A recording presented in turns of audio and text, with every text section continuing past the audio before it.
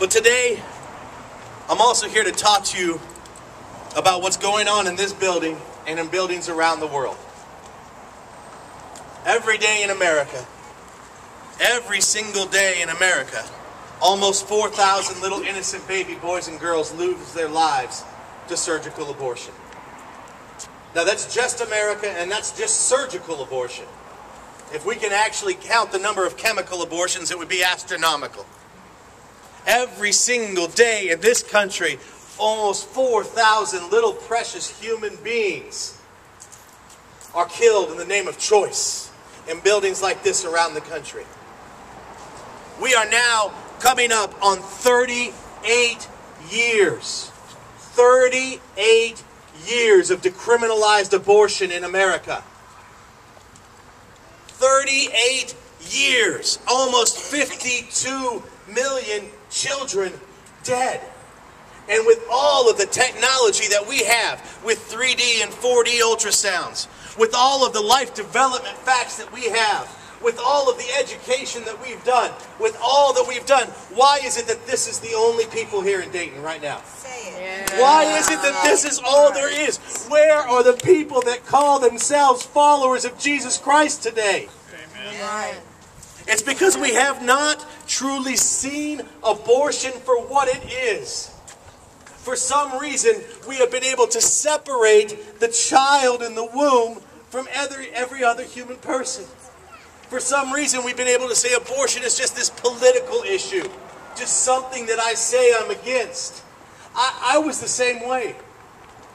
I was the same way. When I first became a Christian, yeah, I had a pro-life bumper sticker on my scooter. I wore a pro-life t-shirt once in a while. And I went to the polls on election day and I thought, yeah, I'm pro-life. But I pretty much ignored what was going on every single day around me. Because that's not what I was called to. That's not what I was called to do. And I'll tell you, there's been several instances in my life where God has shown me the truth. And where He's changed things about the way I see things. And one of those was recently, 2 years ago. 2 years ago, I was speaking at a conference in Edinburgh, Scotland. My best friend and I we went to this conference and we had a few extra days and we said, let's go to Poland. Let's go to Krakow. I want to go see Auschwitz. I want to see this death camp. So my best friend and I, we went and we stayed with some college students in Krakow, Poland. And we woke up early in the morning to get on a bus in downtown Krakow. And on the way to the bus, I stopped by McDonald's there in the mall in Krakow and got a coffee. Stopped by the little store, got a bag of Doritos and a cold Pepsi Max. And we hopped on this bus. And as we got on this bus and started to drive, I was starting to complain. Me and my friend Jeremy were complaining because I don't know if you've been to Europe, but a lot of Europeans don't know what deodorant is. They really don't.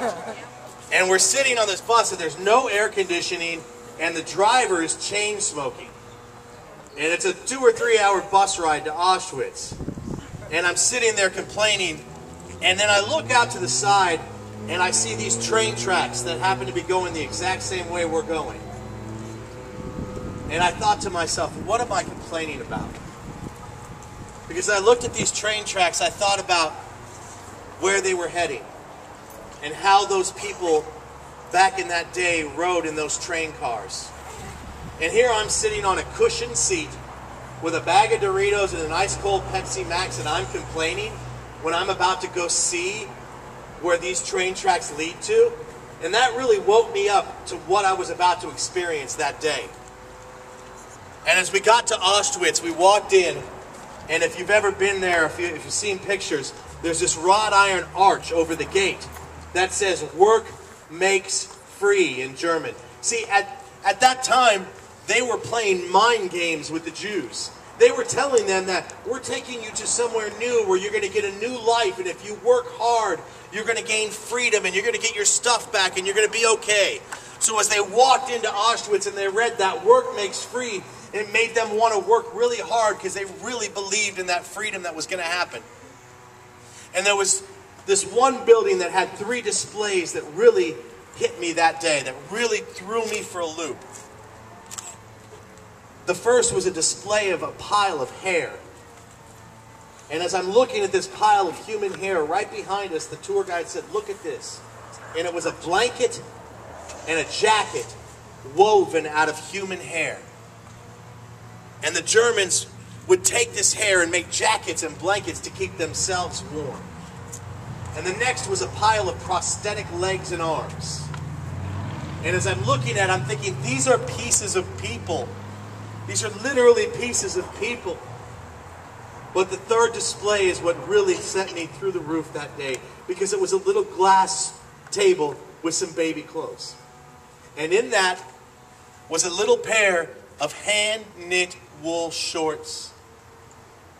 And when I saw those hand-knit wool shorts, I lost it, because my wife uses cloth diapers for our children.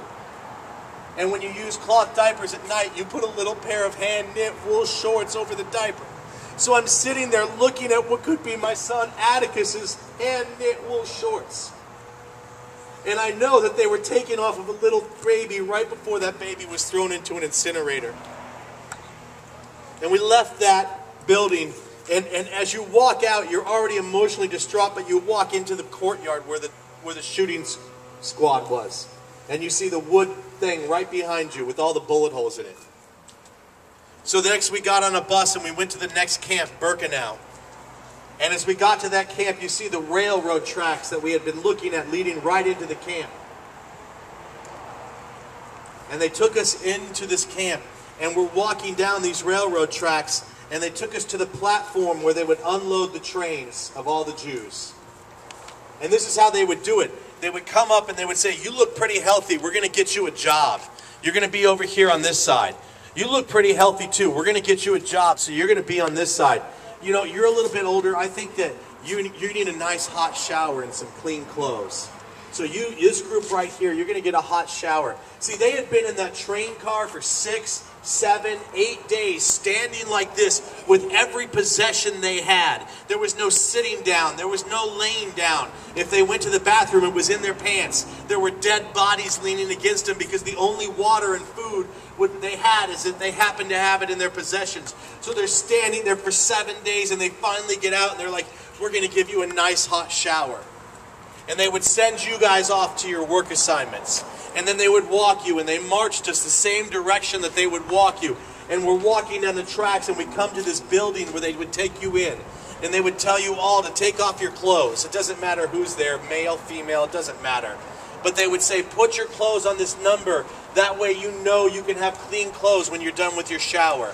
And that's all you care about at that moment, is to get your body clean. And they take you into that shower room, and we're looking at this building, and you'd look up and the doors would close behind you, but no water would come out. And within a couple of minutes, 2 holes would open in the ceiling, and 2 canisters would drop into that room. And within 20 minutes, you're all dead from gas. They played mind games with you all the way till the moment of your death.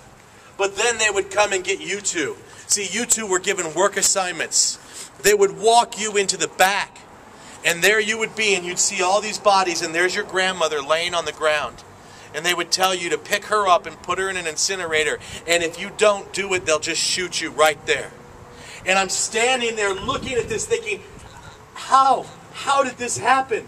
Just 70 years ago, how did this happen in this society? And as I'm looking at this, off in the distance was a house, an old house. And I'm looking at this house and I'm thinking to myself, God, what if that was my house? What if I lived in that house 70 years ago? I'm a young Christian man with my children. And I wake up one Saturday morning and I step out of the back of my house. And my children are playing in the yard and I'm sipping my cup of coffee.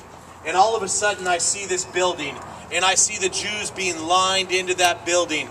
And then the smokestack lights up. And I see that human ash pouring out. If I lived in that house, would I have stood up? What would I have done? Would I have just turned around and gone back into my house and ignored what was going on? Or would I have been a voice for what I saw happening? And as I was staring at that house, something happened. God spoke to me and said, Bryan, that is your house. You live in that house. And you live in that house. And you live in that house because in our backyards, in our country today, there are buildings where human beings are taken into those buildings. And they are coming out in trash bags and medical waste bins.